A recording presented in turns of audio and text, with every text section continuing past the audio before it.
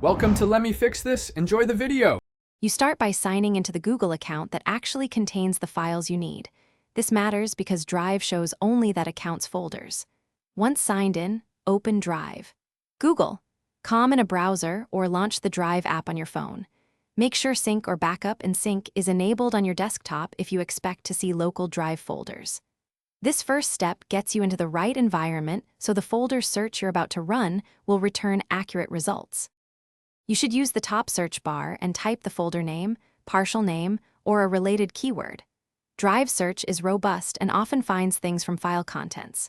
Once done, click the filter icon to narrow results by type, folders, owner, date modified, or location, which speeds discovery if you have many items. Make sure to check Shared with Me and Recent because folders people shared or you opened recently won't always be in My Drive. This narrows the field quickly.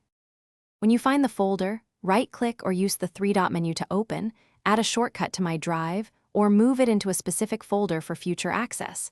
This keeps things tidy. If you don't see it offline, make sure Sync is active or switch to the web interface where Drive's indexing is most current. If the folder still can't be found, sign out and back in, clear the app cache, or ask the owner to confirm sharing permissions. Those steps fix most access issues.